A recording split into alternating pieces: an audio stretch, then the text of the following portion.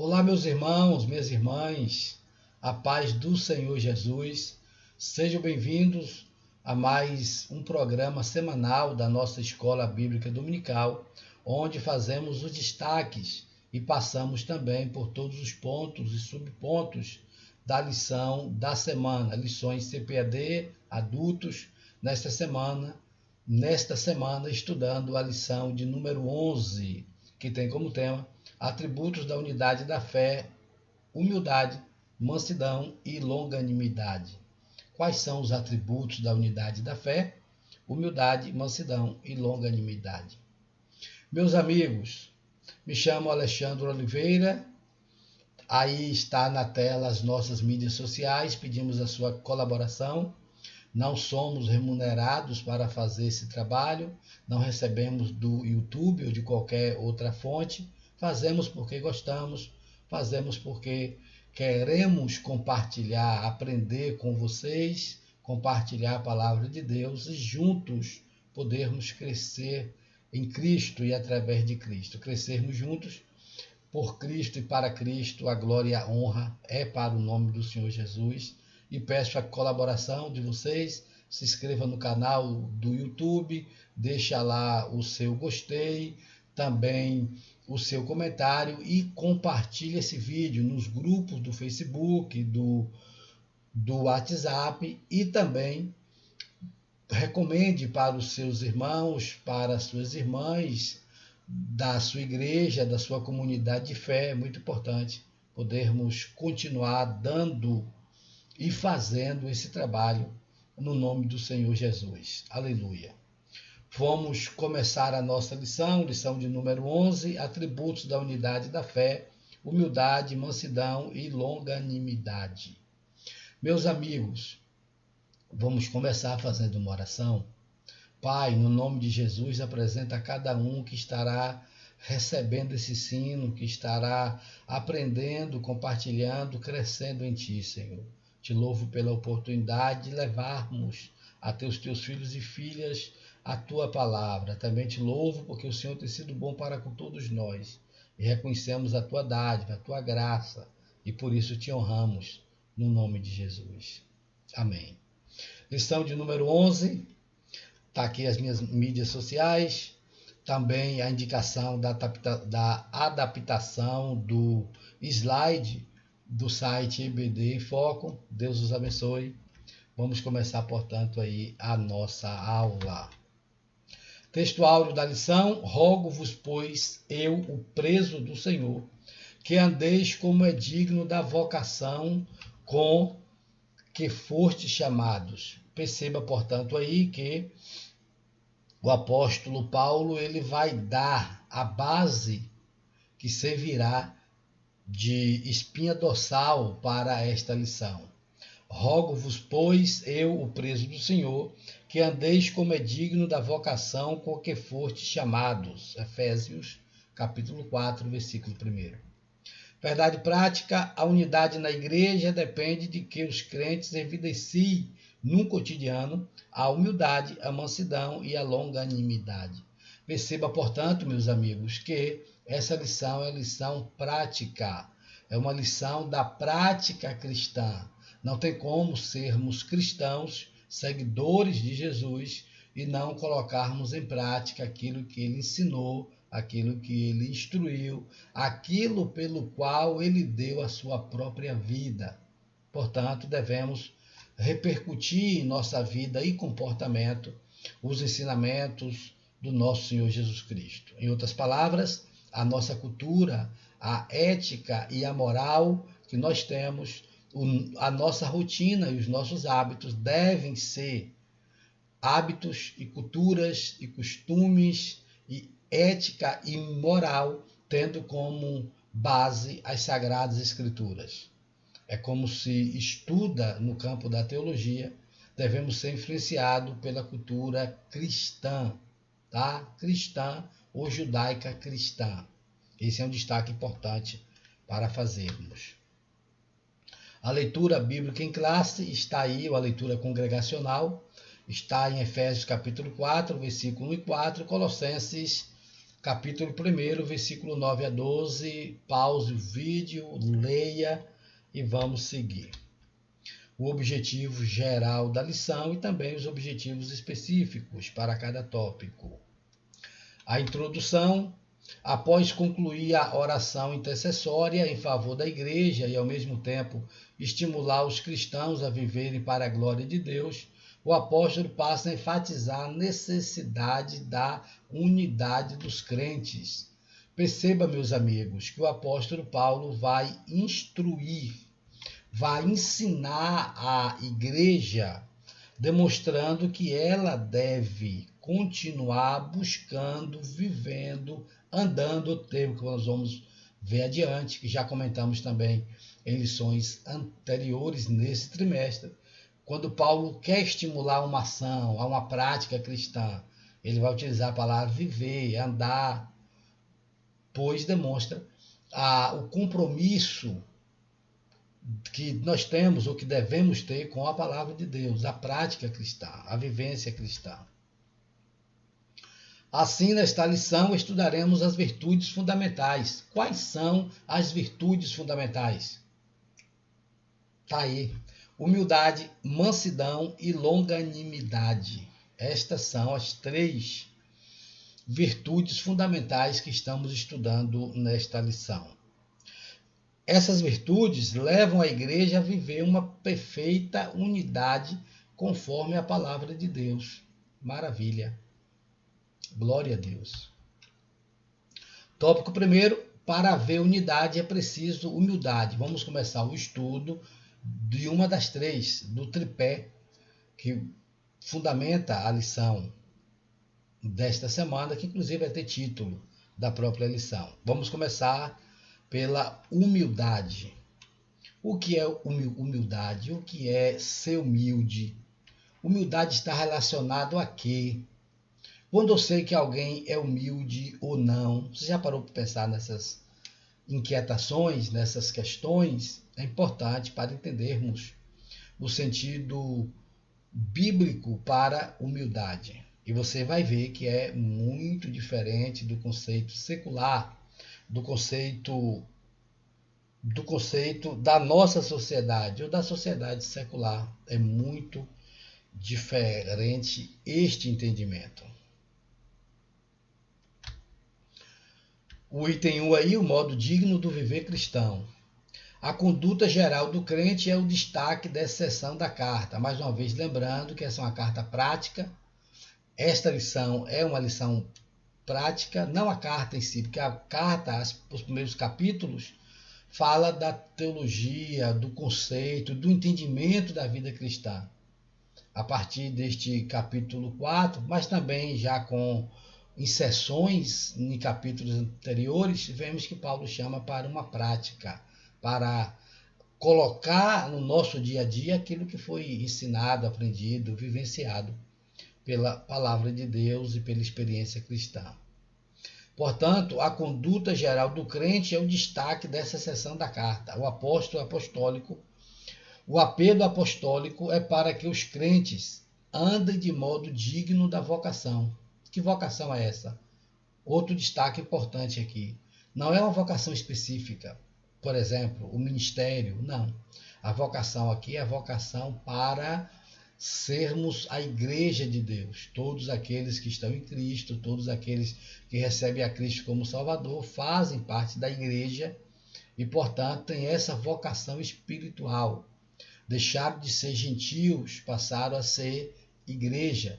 Também não é mais judeu ou gentio, mas igreja do Senhor. Nem judeus e nem gentios. Somos a igreja de Cristo. Portanto, essa vocação, através da obra de Cristo, por meio do seu sacrifício, foi conquistada e vivenciada por todos nós que estamos em Cristo. A nossa conduta diária deve corresponder à chamada recebida para ser um membro do corpo de Cristo, a igreja. Perceba, meus amigos, que a conduta cristã deve corresponder ao alto padrão do nosso Salvador. Entende? Não estamos falando aqui de legalismo, não estamos falando também de qualquer outro tipo de priorizar determinadas cerimônias, liturgias, práticas e também placas denominacionais. Não. Estamos falando de reproduzir no nosso dia a dia a palavra de Deus, de sermos igreja e termos a condição de reproduzir em nossa vida hábitos, costumes, culturas, os princípios cristãos. Não dá para separar, não dá para desassociar a prática cristã da teoria cristã. Eu não posso dizer uma coisa e fazer outra. Eu preciso ser aquilo que digo. Obviamente que há um esforço, uma dedicação e um sacrifício pela parte daqueles que querem fazer isso. Mas é necessário para aqueles que estão buscando comunhão, sinceridade e veracidade em Cristo. Isso pressupõe que o andar do cristão está diretamente relacionado com o nível de unidade que ele tem com Deus e com os irmãos. Então, o tema geral da lição é unidade, colocado com base nessas três virtudes ou atributos. E nós estamos falando do primeiro tópico, humildade. A humildade é a base dessa unidade. E onde está essa unidade? Está na igreja. Mais adiante vamos fazer alguns destaques importantes sobre isso. A fim de desenvolver essa unidade, o apóstolo Paulo apresenta 3 virtudes. Está aí a humildade, a mansidão e a longanimidade. O versículo 2 de Efésios 4, com toda a humildade e mansidão, com longanimidade, suportando-vos uns aos outros em amor.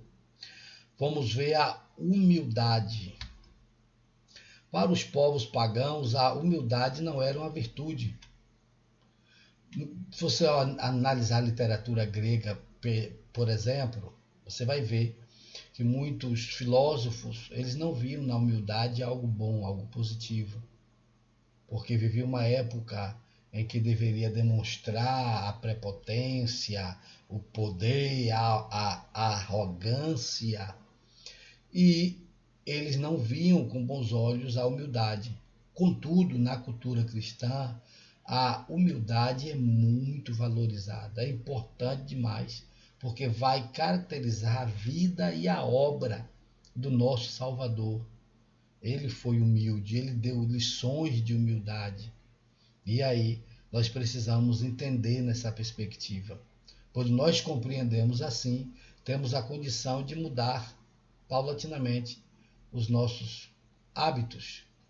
Por consequente, os nossos costumes e termos uma conduta cristã.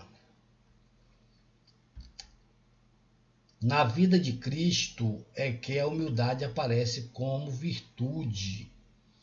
Não teve por usurpação ser igual a Deus, mas aniquilou-se a si mesmo, tomando a forma de servo. Aqui está um exemplo de humildade. Ele, sendo Deus, quis ser homem. Ou sendo Deus, não abriu mão temporariamente da sua condição e do lugar onde ele estava para poder assumir a forma de servo, a forma humana, e ser morto no madeiro. É isso que Paulo está querendo nos dizer aqui. No Evangelho de João, nosso Senhor lavou os pés dos apóstolos, dando o exemplo de humildade. Está aí mais um exemplo. Era uma cultura da época, as pessoas lavarem os pés dos seus convidados, e Cristo reinterpreta. Ele, enquanto mestre, enquanto rabi, ele que deveria ter os pés lavados pelos seus seguidores, ele, portanto, traz um novo significado, uma nova interpretação, e é ele que vai lavar os pés dos seus discípulos, demonstrando humildade.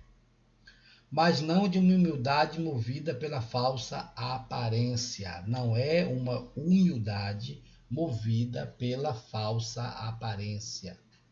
Aí cabe um outro destaque aqui. Vamos ter cuidado com a falsa humildade. Você conhece alguém que parece ser humilde? Mas quando você vai percebendo nas entrelinhas, em uma questão aqui, em outra questão ali, em um comportamento, em uma palavra, em um gesto, em uma postura, você vai percebendo que aquela pessoa se esforça para parecer humilde, mas não é. Então vamos ficar atento nessa questão. E sim de uma ação que reconhece a importância e o valor do outro. Devemos de fato ser humildes, não para parecer ser, não para aparentar ser, não porque é bonito, mas devemos ser. E como é que eu faço isso? Um autoexame. Paulo disse: examine-se o homem a si mesmo. Um autoexame. Quais são as nossas motivações? O que é que nos motiva? Fazemos o que fazemos por conta de quê? Entende? Por outro lado, também ninguém é desprovido de um pouco de orgulho, por assim dizer, do orgulho bom, tá? Ninguém é desprovido de um pouco de ambição, da boa ambição. Todos nós temos. Agora, o que não devemos deixar que aconteça é que essas questões, vamos dizer assim, essas qualidades tornam-se más qualidades e sufoca a simplicidade e a humildade que deve pautar a vida cristã. Essa é uma ideia que a gente precisa pensar e está aí o pontapé inicial para você desenvolver. Não há quem possa desenvolver tal conduta sem que o Espírito Santo o transforme. Item 3, a verdadeira humildade. A verdadeira humildade, isso nós estamos conversando anteriormente. O que fica claro em Jesus e no ensino do apóstolo Paulo é que a pessoa humilde expressa a modéstia em oposição ao orgulho e à arrogância. Quando alguém não é humilde, como eu disse, ele pode se esforçar muito, mas você vai perceber na conduta, na postura, na expressão, se realmente a pessoa é humilde de verdade ou apenas se transverte de humilde. Vamos vigiar e buscar isso. Como eu disse, cada um de nós sabe.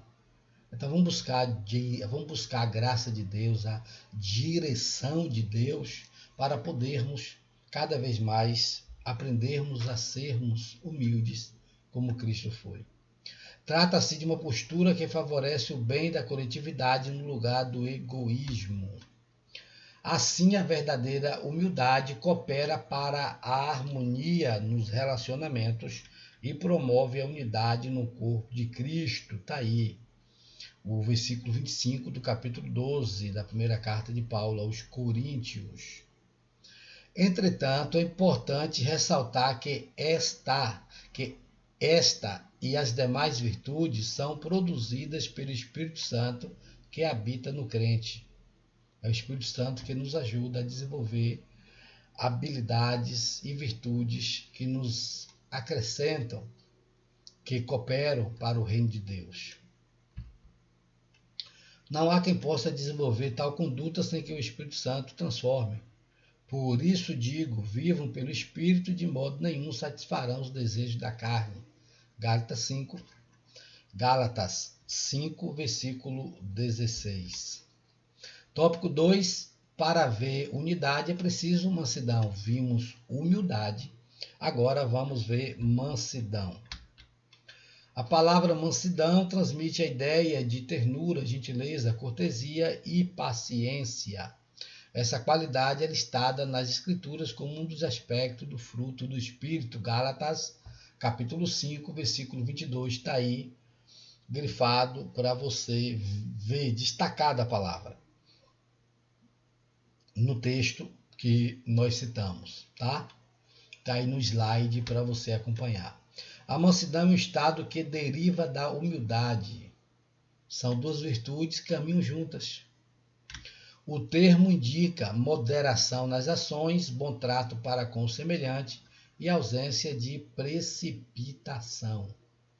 Portanto, a mansidão também remete à temperança, aquela questão de não ser precipitado, de não agir por impulso. A mansidão nos ajuda a pensar, a refletir, a ponderar as decisões antes que nós a tomemos. A expressão retrata o caráter de Cristo conforme o Senhor mesmo disse, Mateus 11, 29. Aprendei de mim que sou manso e humilde de coração. Grandes exemplos de mansidão, Moisés e Jesus Cristo. Moisés é considerado o homem mais manso da terra. Veja aí Números, capítulo 12, versículo 3. E aí muita gente não entende esse ponto, e aqui quero fazer um destaque, porque, mas Moisés matou, Moisés foi assassino. Verdade. Só que toda a vida de Moisés ele demonstrou equilíbrio. Ele não revidava, ele não agia por impulso. Tem as exceções? Teve, porque Moisés era humano como nós somos.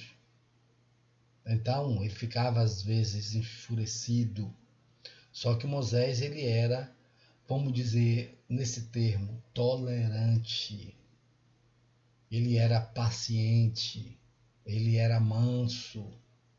Só você avaliar o tanto de trabalho que o povo deu a Moisés no deserto.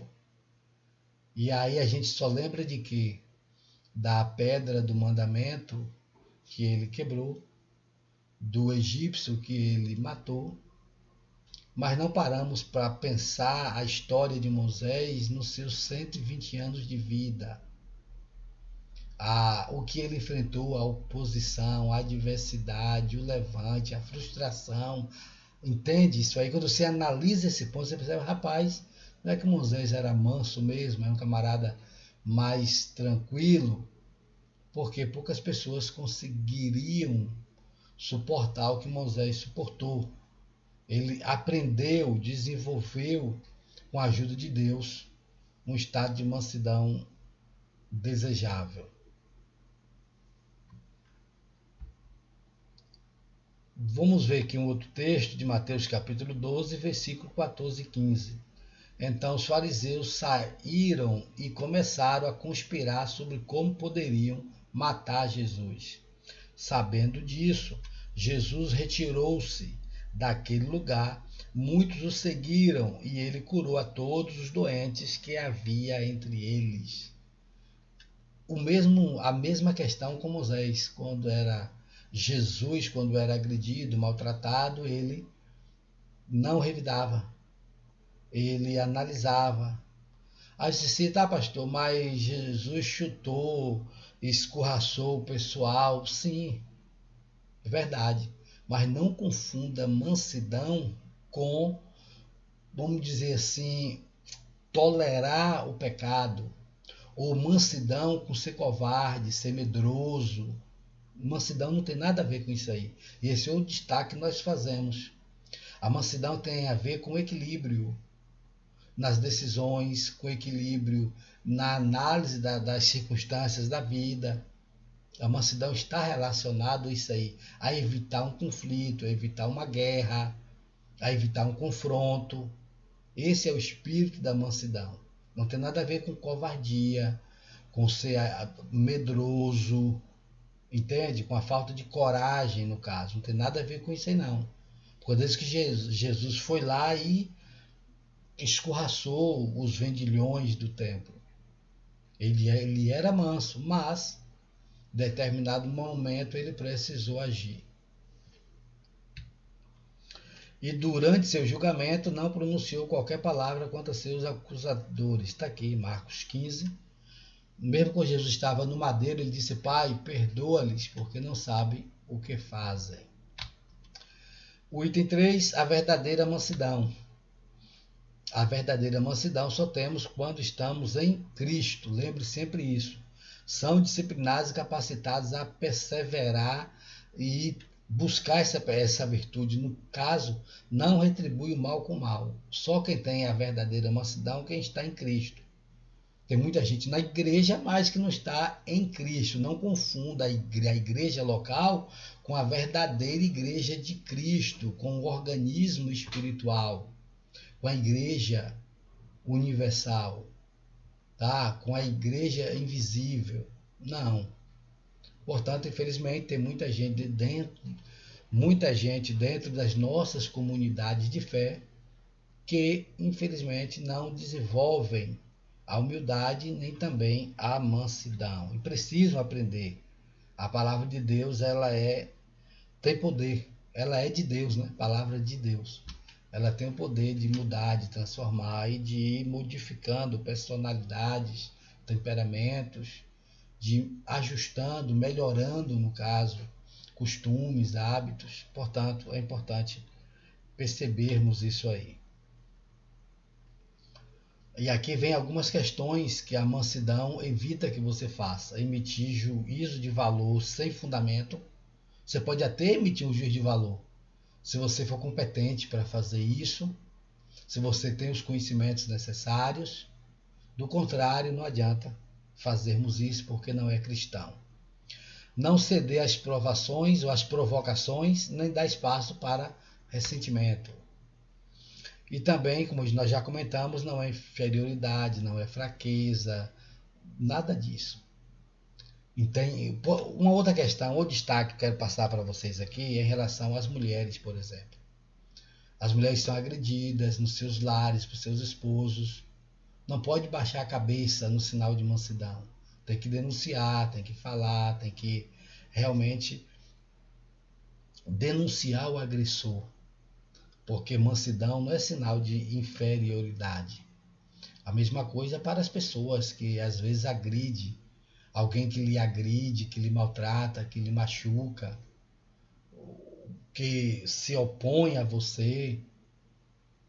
Você precisa utilizar instrumentos legais para poder resolver essa questão, conversar, dialogar, ver alguém da família, ver um amigo, ver um vizinho, ver um amigo comum, ou se chegar à necessidade de pedir uma intermediação, porque não confunda a mansidão em ser fraco, em ser medroso, em ser inferior. Não é isso.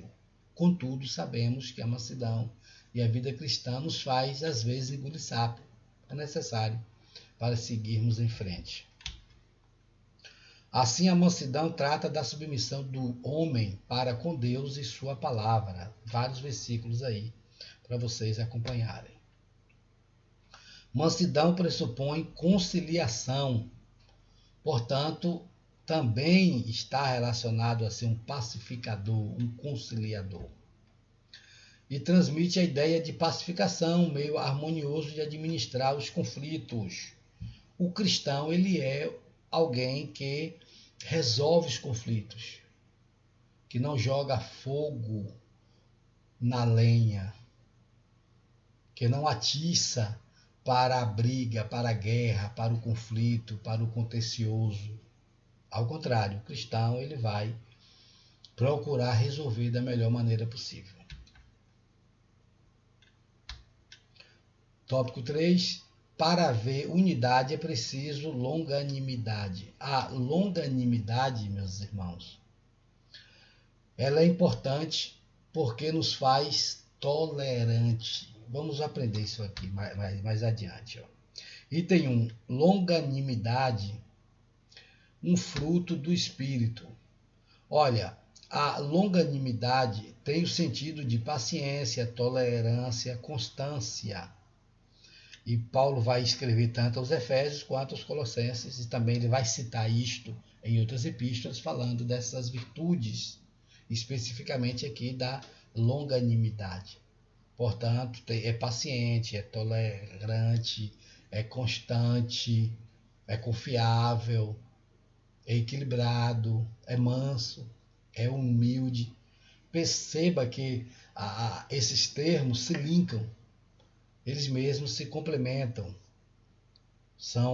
andam juntos, como nós comentamos. O versículo 22 de Gálatas, capítulo 5, inclui a longanimidade como um dos frutos do Espírito, como um dos gomos do fruto do Espírito. Ó, árvore aí, veja para você entender. O fruto do Espírito é a árvore. E os gomos aí são a paz, o amor, a longanimidade, a benignidade, a bondade, a fé, a mansidão, a temperança. Romanos 12:12, pacientes na tribulação, aqui nos ensina a suportar, a aguentar, a resistir, assim suportar os erros dos outros e as adversidades da vida são o lado prático da paciência. A paciência nos ajuda a suportar uns aos outros e até mesmo nos suportar em alguns momentos. Não é verdade? Tem momentos que as pessoas também não se suportam. Ela mesma não se suporta. E a paciência nos ajuda a nos aceitar e também aceitar os demais irmãos, familiares, amigos, como eles são. A paciência nos ajuda nesse quesito. Pois o próprio Deus é descrito como longânimo e tardio em irar-se. Está aí o exercício, a prática e o exemplo que Deus nos dá. Suportando uns aos outros, a longanimidade, a tolerância, a paciência nos dá essa possibilidade na jornada cristã. Atos 14:22. Fortalecendo os discípulos e encorajando-os a permanecer na fé, dizendo: é necessário que passemos por muitas tribulações para entrarmos no reino de Deus. Suportar uns aos outros em amor. Suportar uns aos outros é um dever cristão. Devemos suportar, devemos ajudar, devemos cooperar, auxiliar, principalmente aqueles que estão passando por dificuldade, que necessitam do nosso apoio. E também aquelas pessoas que às vezes não são assim tão amigáveis, aquele irmão chato, aquele irmão que intromete em tudo. E também tem que ter paciência com eles, devemos ter paciência, devemos ter tolerância e ajudá-los, exortá-los, adverti-los e orientá-los com a palavra de Deus. O perdão como premissa do amor. Em lições anteriores já falamos sobre o amor, sobre essa grande virtude e agora está sendo relacionado com o perdão. Está aí, pode acompanhar no slide. Não vou fazer muitos comentários porque já comentamos em lições anteriores, tá bom? Para não ficar repetitivo. Quando esse estilo de vida é adotado pelos crentes, acabam-se as disputas na igreja.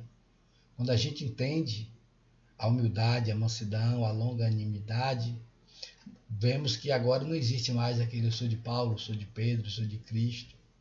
Nós somos a igreja, não existe mais o partidarismo.